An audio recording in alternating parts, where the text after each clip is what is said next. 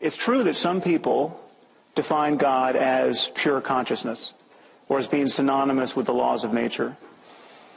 But if we talk about consciousness and the laws of nature, we won't be talking about the God that most of our neighbors believe in, which is a personal God who hears our prayers and occasionally answers them.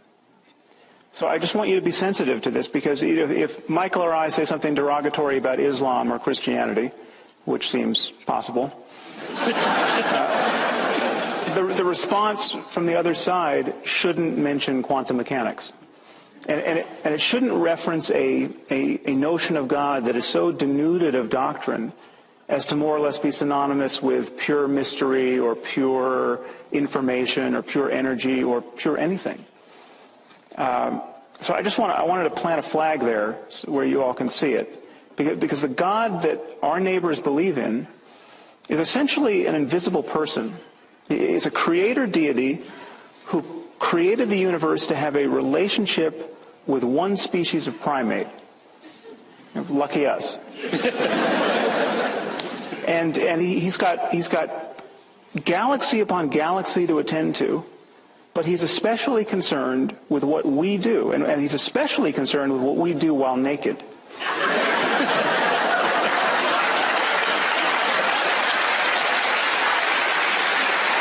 And he almost certainly disapproves of homosexuality. And he's created this cosmos as a vast laboratory in which to test our powers of credulity. And the test is this: can you believe in this God on bad evidence? Which is to say, on faith. And if you can, you will win an eternity of happiness after you die. And it's precisely this sort of God and this sort of scheme that you must believe in if you're going to have any kind of future in politics in this country. No matter what your gifts. I mean, you could be an unprecedented genius. You could look like George Clooney. You could have $1 billion, and you could have the social skills of Oprah, and you are going nowhere in politics in this country unless you believe in that sort of God. I'd like to take a moment, as many people have, to just acknowledge the void that is left by the death of our friend Hitch. While it might be possible to guess what he would have thought about a number of the topics raised here, it's almost impossible to imagine how well he would have expressed those thoughts. The man had more wit and style and substance than a few civilizations I could name.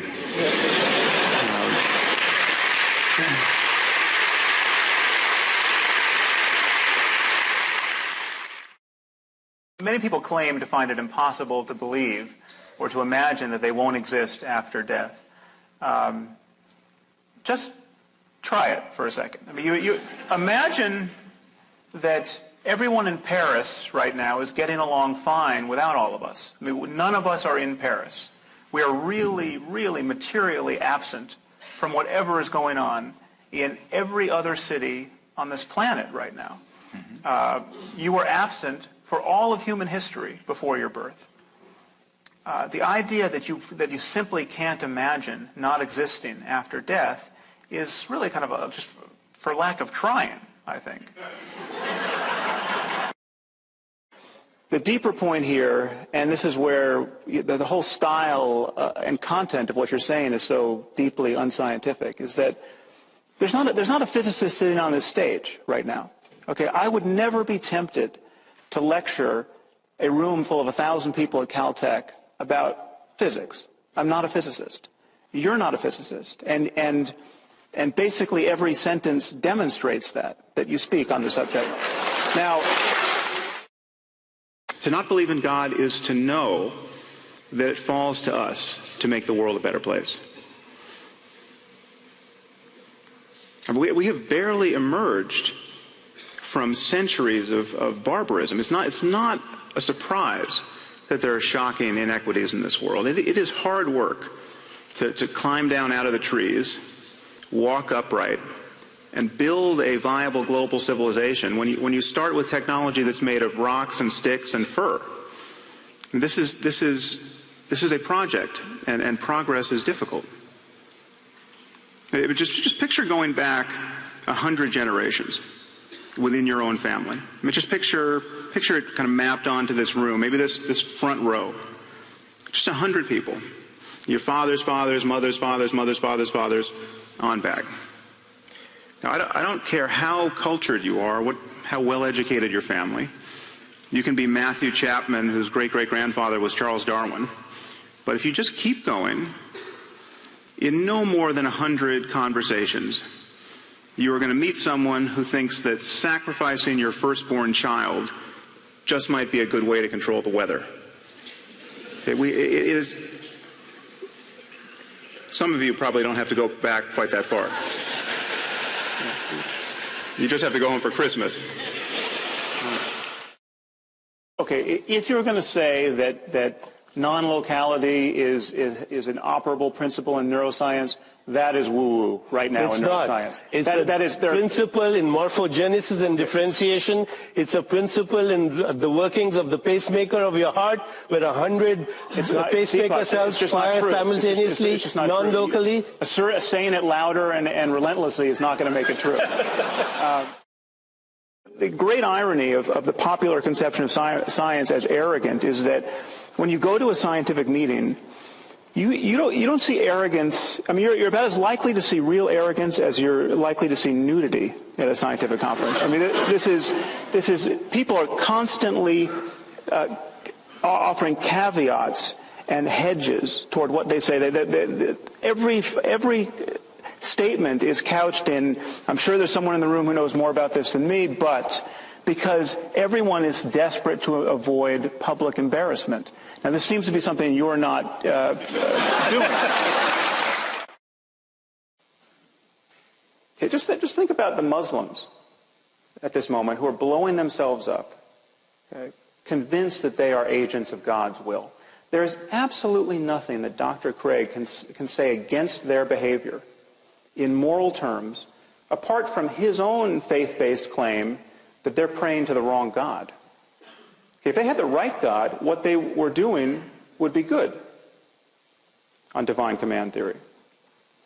Now, I'm obviously not saying that Dr. Craig or all religious people are psychopaths and psychotics, but this to me is the true horror of religion. Okay, it allows perfectly decent and sane people to believe by the billions what only lunatics could believe on their own. Okay, if you wake up tomorrow morning thinking that saying a few Latin words over your pancakes is going to turn them into the body of Elvis Presley, okay, you have lost your mind. Okay. But if you think more or less the same thing about a cracker and the body of Jesus, you're just a Catholic. I think you've put enough on the table. Okay, but none of those are scientific evidence. Many of those claims trespass upon the territory of science overtly. I mean, the claim about your understanding other human beings being suggestive of a divine artificer. Is that a scientific claim? Absolutely. I mean, is your understanding of mathematics also suggestive of a divine artificer? No, it has to do with my experience. Your ability to learn language? Do you understand? It has to do with my experience of you. When I'm looking at you right now, you may assume that what I see is immaterial, but that's not what I see. And it's not what I believe. And I think I understand it's not what you believe. There's something in you that is more than you believe. I really think so.